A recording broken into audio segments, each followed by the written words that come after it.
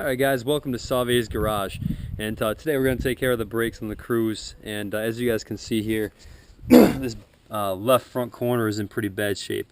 So you can see that there's like metal shavings from the spot where, like I said in class, there's an indicator strip in there built into the pads, and it was actually digging quite a bit into this rotor. So when we take this thing apart, we're probably going to see some pretty bad stuff on the other side of this rotor as well.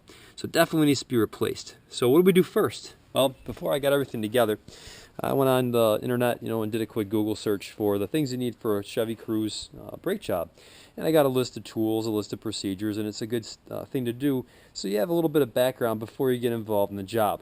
I can tell you guys right now, there's not a whole lot more frustrating than getting kind of half done with something and then finding out that either you don't have the tools or you have the wrong stuff. So double check the parts that you get from AutoZone or Napa or whatever you get them from. Make sure they're for the correct vehicle. Make sure you are well prepared for the job, So as you guys can see, we're outside here. Not necessarily ideal. Would be inside, but as you guys can see over here, we appear to be at max occupancy here today in the garage. So we're going to be working outside. Also today, something kind of neat. On the way home, I actually impulse bought this Dewalt impact wrench. It's electric. It's 20 volt lithium ion. Don't have to worry about messing around with a compressor or air lines or anything. And you guys will see this in action. I'll give you a good honest review on how it works. So I got a really good deal on that. So some things you're going to need for the job. Well, for any standard brake job, you're going to need to get the car off the ground. So I got a jack stand. I have a couple wrenches I got off the sizes that were recommended off the internet. We had a 10 millimeter, and I love these wrenches. This is actually one you won't see at school. It's ratcheting, which means it's got that little kind of built-in ratcheting action, so if you can hear it clicking here. So it's got this built-in kind of mechanism, so if you get in tight spots, you don't have to worry about getting a whole ratchet in there. These are awesome. Also, this guy is a Torx bit. It's kind of an odd fastener, I guess. But Torx bits are used to, in this case, hold the rotor to the hub, I think. So some of the cars actually you have to unscrew the fastener to get the rotor off, and we'll see that today. Also, I've got the parts. I got the pads. Got a couple rotors in here, which I'm going to unbox. They're nice and shiny. And I also have my impact sockets here to go along with my new electric impact wrench. So I'm going to get set up here, get my gloves on, and we'll get this thing off the ground. And before we begin, there's a few things we got to take care of inside the car. First of all, I'm going to yank the e-brake, make sure the back tires are locked up while we jack up the front of the vehicle. And the other thing that you're going to see me doing here is I'm going to pop the hood, because there are some things we have to address under the hood. We got to pop open the master cylinder to allow, when we take the brake caliper apart, when we compress it, we want to leave some air up there so that when there's some room up there, I guess I should say, so that when we squeeze the brake, the fluid can rise so we can get the new brake pads in. If you don't do that, you're going to be fighting the master cylinder and you'll never get that brake actually squeezed shut enough.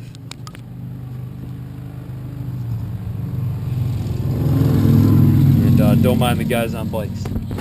Alright, so we got the e-brake. E-brake is in the full upright position. And down here, and I'm popping the hood.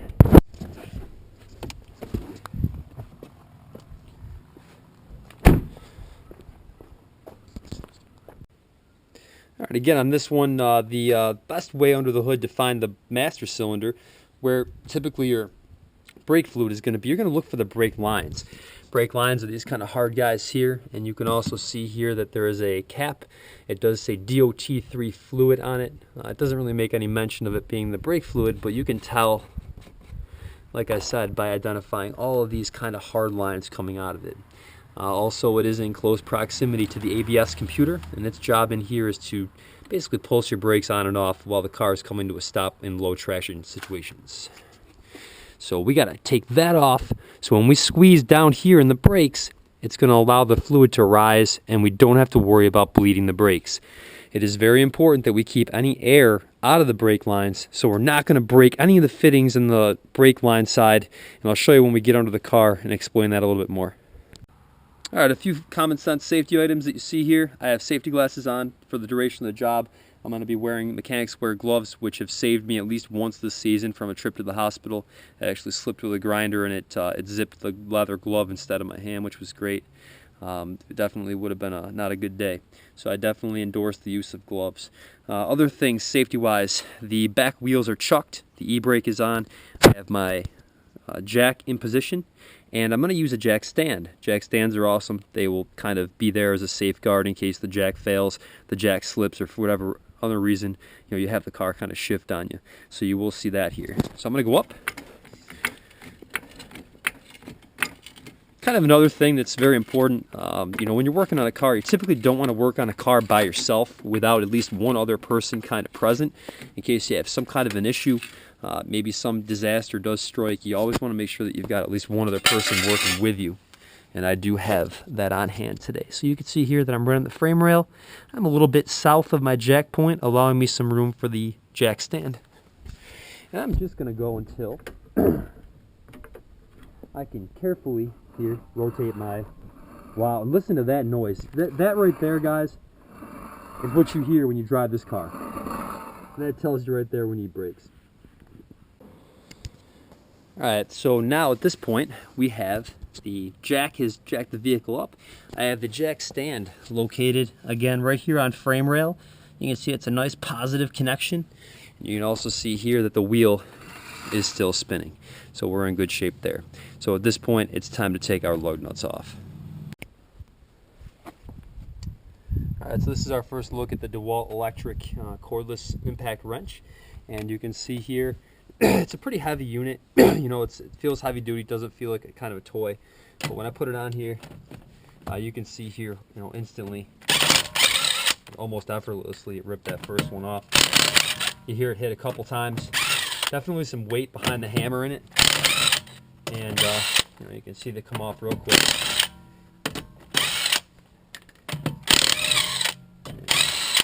So there you go. It's that easy.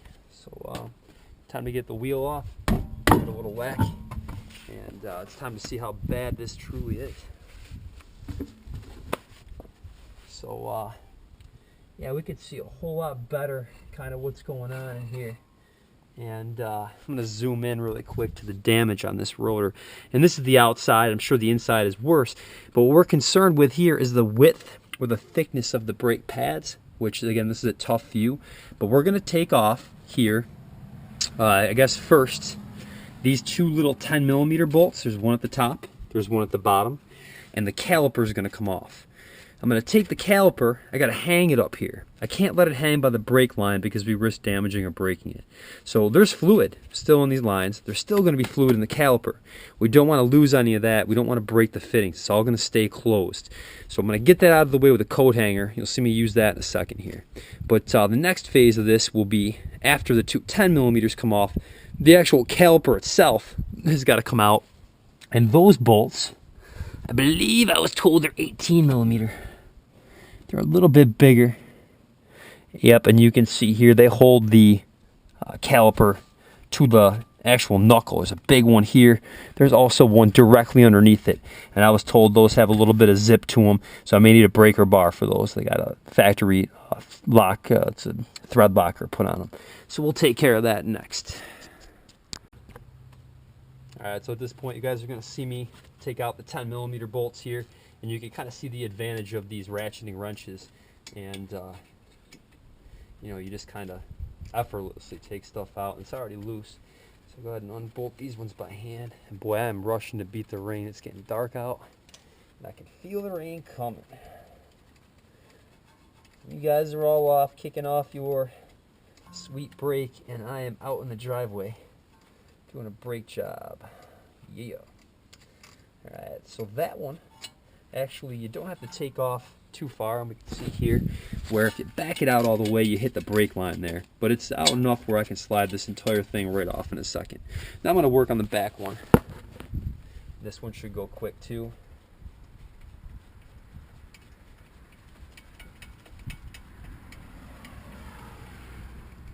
And I believe right there we are out. So this part, called the caliper, is kind of just hanging out right now, barely by some fasteners, and now we get to see some fun stuff here. So I'm going to keep these two bolts, and I like to keep them kind of neatly together. They're right here in my hand. Put them right in a spot underneath here. I'm not going to lose them. And here you can see some very important parts of the brake. The line comes in. Like I said, there's fluid hanging out in here, and there's a big seal to keep the fluid in. what we're going to do to get the brakes in, because you can probably see here, oh man, this is a really good example. That inside brake is destroyed. So take a look here. You got brake, pad material, and then rotor, right? Look on the inside. It's literally just metal on metal, and I can't wait to see what that pad looks like if there's anything left. So don't let your stuff get this bad. This is it's probably an extreme case of a bad brake. So what we can do here to collapse this, because we took the cap off the master cylinder, we can squeeze this, and I don't know if it'll go by hand, with one hand anyway, but I can put a big C-clamp on that, squeeze that up, and I'll show that to you guys as well. So here we go here. Got my trusty coat hanger, and I can find anywhere on here to hang this from, and the springs make a really good hanger. I can go up here in the shock somewhere, find me a big old coil to hang this guy from, and we should be in good shape. Once again, the point of hanging this thing is to take stress off that brake line. So we don't want it hanging by rubber at all. And I might have to do some finagling here. Go to another spot. There we go. Just to get that thing away from the rubber. Perfect. And that should do perfectly fine for what we're doing. It's held up. So now our next piece is we got to get this whole bracket off. And our pads here will ultimately come right out. And I can take them out right now, to be honest with you. They're just hanging in there. And you can see here, this is our outside pad. And there is some kind of like surfaces here that we're going to want to lubricate. I got some special stuff from AutoZone. It's a brake lubricant, and this is for any spots where you have contact. Well, we got contact there. We're going to have contact up at the top. It's kind of where the brake slides in and out. So that was our outside, and this was literally, and there's a nice fun looking spider, huh? I hate spiders. So there's, like I said, this is a bad looking brake. Not terrible though. This one's actually got some meat on it. The backside didn't look too bad. Well, let's take a look at the suspect pad, which was the back one. Oh my God, that is terrible. So it's down past all the material, the rivets, and everything. So once again, this is basically neglect. So don't ever do this. So you can see the difference. Good pad, horrible pad. And for whatever reason, this is a failure. This has got to be a failure somewhere. Something stuck, because that pad has probably half its life left, and the inner one is shot. So something in here seized up. It got, corroded or something and hung up on me. And we'll be able to fix that with a little bit of that anti-seize lubricant, hopefully. Let me tell you, when they said that those 18mm bolts weren't going to come out easy, they weren't lying. So let's take a look back here. I'll show you this guy right here that holds this bracket on, and this one. To get those out, I took a decent-sized breaker bar here in combination with a pretty neat-looking universal socket here. It's an adapter just to kind of get in there. It gave me a little bit of an advantage with an angle. You can see it's kind of coming apart here on me, but it did its job. And a little bit of little blunt force trauma here with a small hammer. Now you're going to see that, by applying a little bit of force, by hitting spots. For example, if this bolt here was really seized, and I knew I had some meat here to mess with, like the spot where it threads in, hitting it a couple times with a light hammer, sometimes that little kind of jarring action will break bolts free. Also down here, this is that Torx head that holds on this whole rotor. You can see that I have my tool ready here to get it out. It's a, actually, to be honest with you, this is not a T30. This is a smaller one. So hopefully I have this bit in the house. But that is definitely not going to come out of there easy. This is a northern vehicle. You got a good amount of rust and oxidation on here. So that is typically not going to come out very easy. So I give it a little kind of hit all the way around the surface here before we start trying to take it off. So now I'm going to, that I've broken these loose, I'm going to take these two big 18mm out, remove the caliper bracket, show you guys how to get this rotor off.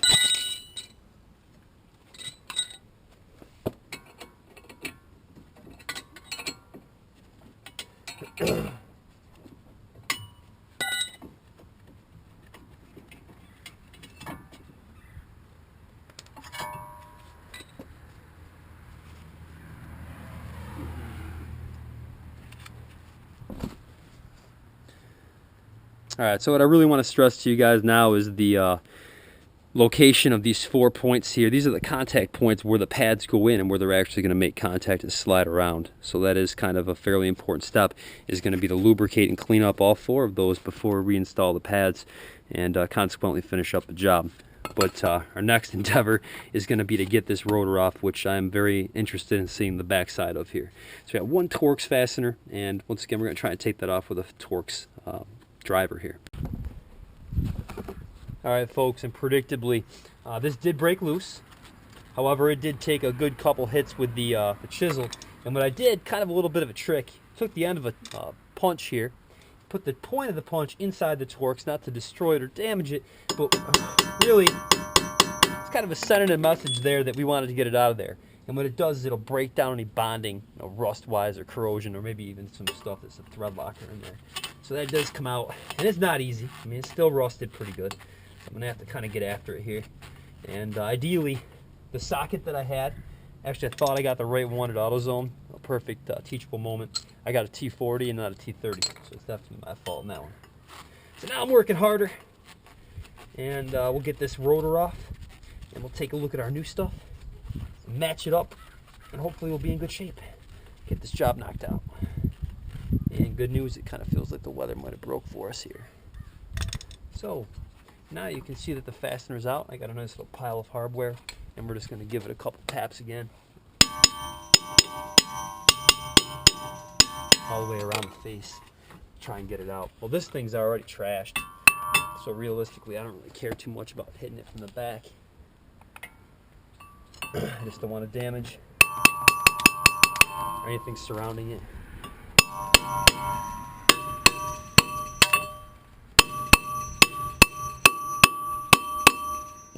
Perfect example of what CMY winners will do to your stuff right here, and that is it's a pretty bad case. And you can see it's probably realistically grabbing it with rust right kind of around here.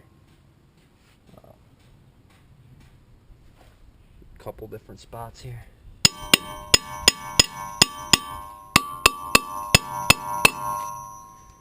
And this might actually need a big boy hammer.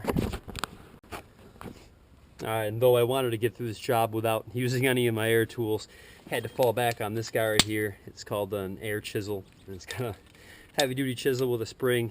You give it some air, and pretty much what I did was I hit it right around the spots where it was kind of binding up here. It breaks all that rust and all that corrosion in there, and it allowed me, with some more brute force and a whole lot of pretty much smashing it with this from both sides and alternating left, right, finally gave it up. So here we have what I would best describe surface-wise here as heavily pitted, basically destroyed rotor. And you guys can see it's like kind of the rings of Saturn. You guys ever seen Saturn in a model or whatever? It's got all these nasty grooves. And I'm going to bring this into class and show you guys what a bad rotor looks like. So let's look at the new stuff. Alright, so I just unboxed our stuff here, and we've got, as you can see, a nice brand new nice and smooth rotor. It is the right one. It does have the spot here for the Torx fastener. And brake pads, you got to pay particular attention here. They came wrapped up together. Well, you would think they might have come in pairs, right, in the bags. Well, in the bags, they're actually the same part. You can see this one right here is one side of the assembly, and these two are exactly the same, right? Well, the other ones are not. They got this indicator tab, and this is the tab I was telling you about right here, that when the brake wears to a certain point, it tells you, hey, listen guy or girl, you need to get a brake job. And right there, that's what's been squealing on my car for probably a week and a half, and ultimately cost me a rotor on the inside, and it destroyed it. So that pad, I'm going to check my literature here in the manual, but I'm thinking the guy with the indicator here is on the inside, and that is important. So we'll take a look at that here in the manual, and we'll resume this job. Alright, so a part of this job that most definitely could have contributed to the failure that I had is the sliders. And the sliders kind of are these guys, and this thing goes, this kind of mounts like this. The sliders are the bolts here in the back, and you can see they got a boot, and and they have a bolt. Well, the whole purpose of this is that the pads kind of are actuated by this. So this has got to be free. It's got to be able to go back and forth. If this seizes up, the brake hangs up and you get that uneven wear that we had. Well, this pops out. There should be a good amount of grease in here. Well, yeah, these ones don't look bad, but they could definitely have some more grease. So what I'm going to do is I'm going to go inside. I'm going to grab some all-purpose grease. Whoops, I'm dropping stuff. And I'm going to grease up that spot right there, you know, at both spots here of both of these sliders. And this one looks a little drier. So all-purpose grease works great. I'm probably going to grab a good amount of it and wear some gloves and just kind of smear it in there, and I'll show that to you guys here in 1 second. Alright, so before I forget here, I am going to take a decent amount of this all-purpose grease, and I'm going to be greasing. And we got some thunder rolling in. Sweet. Spoke too soon on the weather, huh? Yeah, I'm getting that in there, working it in good into that piece. And making sure that it's in there in the boot as well.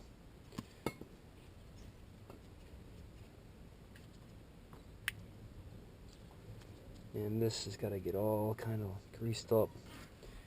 I do want to make sure here that I don't have too much hanging out in there. Get the walls really good. And we want this to be a smooth assembly. So it goes together like this and pops in and seals on that end. And it seals on the other end. And this just feels a whole lot smoother already. I'm going to kind of just rotate it here by hand. A little extra grease on this doesn't hurt anything. Totally fine. It'll actually kind of promote a little better seal. So I'm going to go back to this side, do the same thing. And I'm going to pop the boot off here as well. And I am trying to rip to avoid this thunderstorm. And make sure we don't get the boot messed up. The right direction, you go that way, and you seal up good there, and you seal up there, and we do have a nicely sealed and greased up assembly. Sweet. So I can set this aside now. We're going to put the rotor on. I'm going to do that quickly here.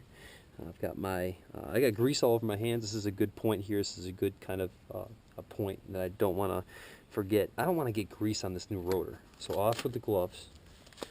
Do have a brand new part here. So I grab it, put it right back up on top, and we line up our studs.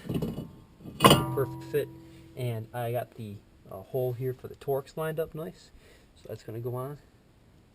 And I'm not going to go nuts with this one. Probably going to put this in medium tightness, because remember, this was a pain to get out. So I don't want to deal with that again.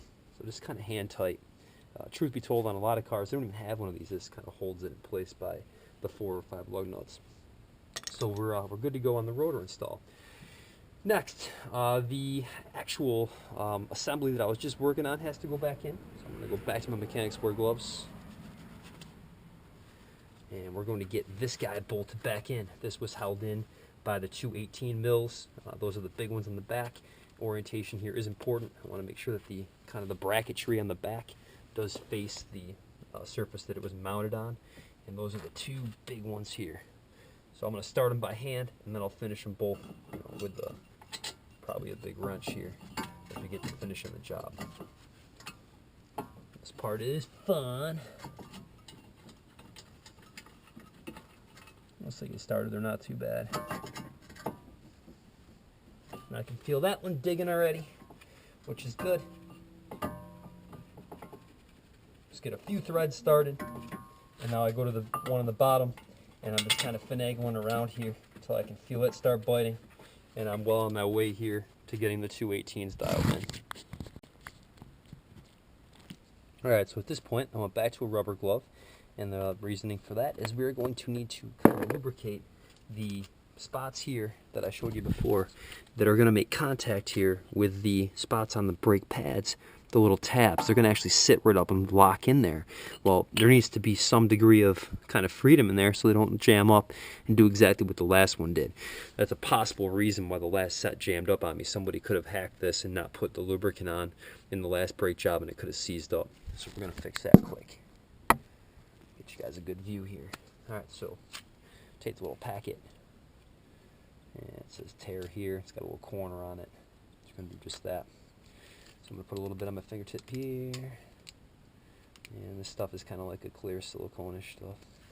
And we're going to get it right up here in the spot on the brakes where we have those surfaces hitting each other. And nice and thorough job here. Try to keep from getting it on the rotor. If you do, it'll probably just burn off, but if you can help it, keep it off there. Okay, so that looks good on the outsides. I'm going to do the same thing on the insides because the pad does the same thing back there. And make sure we get it on there good. Alright. Cool.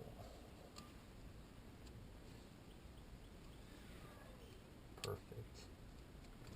Alright, so now, again, I got grease on here. Don't want it on the brake pads. So the manual, when I looked it up, said that the indicator tabs, which are right here, need to go up and on the inside. That's exactly where I'm going to put them. And try and get you guys a view here, looking at how this goes. The bottom one I'm going to locate right down in the spot where it goes there. And the top goes up there, and they almost click into place.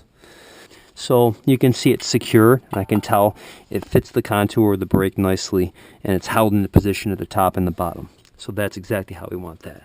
And now we do the same with the fronts. Fronts are symmetrical, and that means that we can go either way with them. These are lifetime warranty, which is good. They're ceramic, which means they should make not a whole lot of dust for us. And kind of wedge this guy in here, and you can see once again we got a nice tight seal. So the way that the brake works is when this piston goes out, squeezes these guys together, stops the car nice and smooth. So now that we've lubricated all the contact points, what I'm going to do is I'm going to grab a C-clamp out of the shop. We're going to close this up so we can slide the caliper right over this thing, bolt it back up, and we are pretty much done. Alright, something that's common practice is putting a piece of wood here right on the kind of backside here of the piston while we are C-clamping it to prevent any further damage to the to that part of the piston.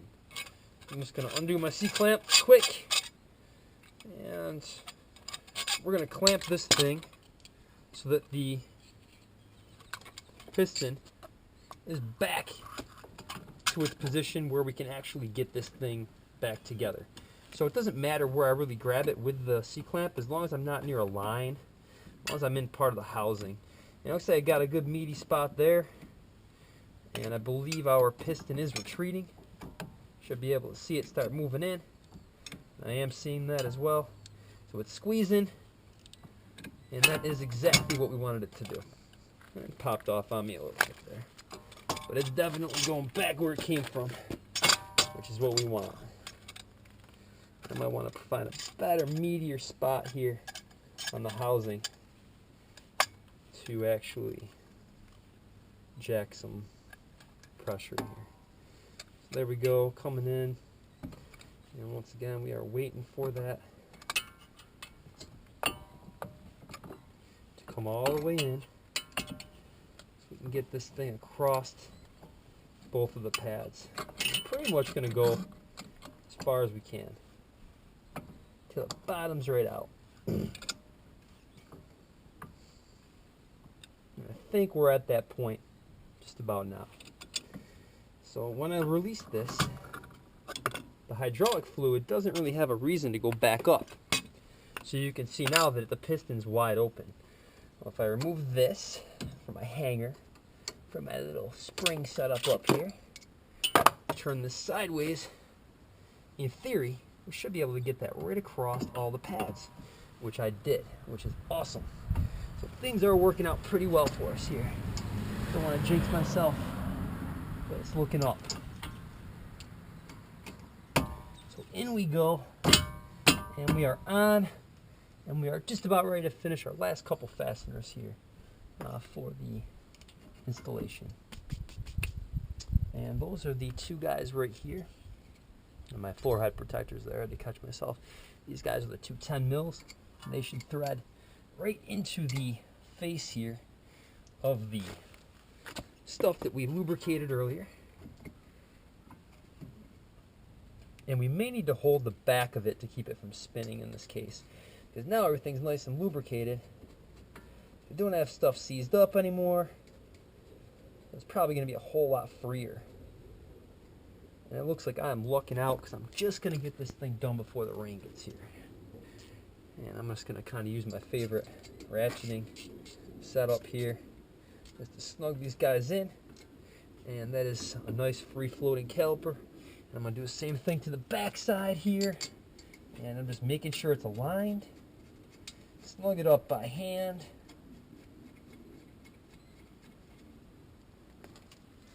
And just finish it off here with my 10mm. So we snugged them up. The 18s are really tight. And you can see now a proper setup, it's actually floating. Right? There's a nice kind of motion here. Well, that's the kind of function of the sliders up here being well lubricated. So when this thing actually fires and I get in there and hit the brakes, the piston's going to push out. It's going to actually get the brake to stiffen up, take up all that slack in the brakes. I'm going to have nice smooth brake operation up front. So yeah, that pretty much wraps up the job. You guys get to kind of head out of here for the fun part, which is cleaning up all this stuff. And thank you guys for joining us here at my garage, and hopefully I can do stuff like this for you guys in the future, and maybe even fire up that beast for you here as soon as I get the carb sorted out on it. So I hope you guys have a good break.